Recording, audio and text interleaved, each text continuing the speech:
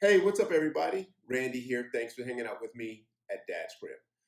One of the main things I wanted to do was bring you recipes and stuff that was going to make life a lot easier, and that is, for one, cooking. I find with a lot of people, not just dads, feeding the kids becomes a major issue, and so you either learn how to cook, know how to cook, or you eat out a lot. Now, um, you know, if you didn't grow up cooking, it's kind of hard to learn how to cook really fast, and obviously going out all the time is not the healthiest and or the most economically sound. So part of what I want to do is bring you quick, easy recipes, and I have that for you today.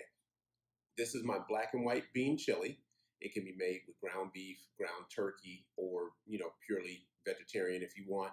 And it's quick, it's easy, one pot, just the Instapot, and the kids love it. At least my kids love it, and it's very versatile. So stick around and check out this recipe and let me know what you think. So here we go with the ingredients. I have about a pound of ground beef, or you can use ground turkey, like I said, or vegan crumbles. I have black beans and a can of white northern beans, some diced tomatoes. These are the green chili. Those are going to be blended, and then just a simple packet of chili. You can do mild, medium, or hot, and about 12 ounces of chicken stock. So, or a can and a half. And those are all the ingredients that we're going to use in this whole recipe.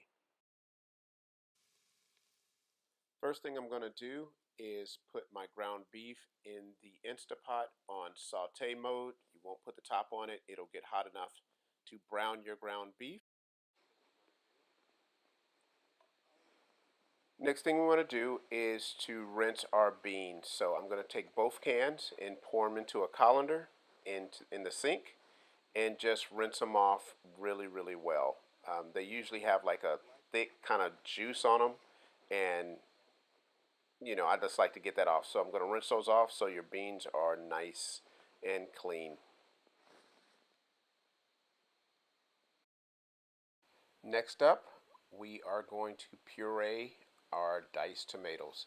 So just drop those in the blender and set it to low. If you do it too high, it'll basically juice them, and I don't want to do that. I still want them to have a little bit of texture. So I'm just going to do them on low for 10 to 15 seconds, and that'll be more than enough to break them down a little bit.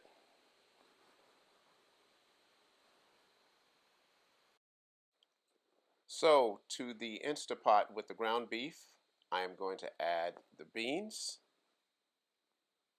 stir those up just a little bit. And now I'm going to add a little bit of chicken broth to the bottom so it doesn't burn, because it does get pretty hot because it's on saute mode right now. That'll just stop them from burning. Next comes the tomatoes that we just blended up. And I'm going to stir this up just a little bit.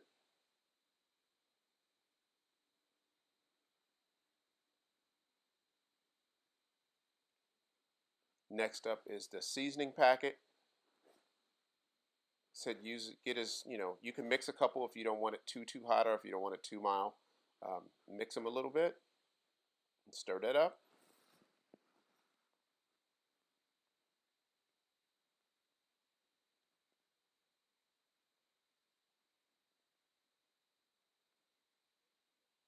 And then I'm going to top it off with the rest of the chicken broth. So I don't want to make it too juicy, but it will thicken some. So you can, if you like more juice, um, then use a little more chicken broth. If you like it really thick, use a little bit less. Now I'm going to put the top on the Instapot and set it for about 8 minutes, and then just kind of let it decompress itself. So in all, it'll take about 15-20 minutes. And here is our final product, the black and white bean chili. This is just straight chili by itself.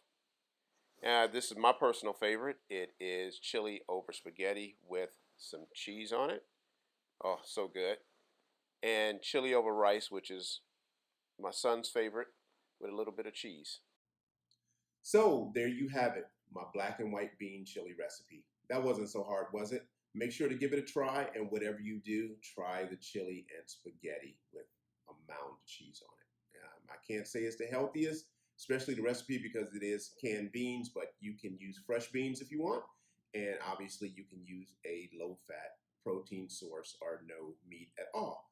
And I mean, I guess you could even use like, vegan crumbles. So give it a try. Let me know what you think. Leave a comment below and make sure you subscribe. And as always, thanks for hanging out with me today in Dad's Crib.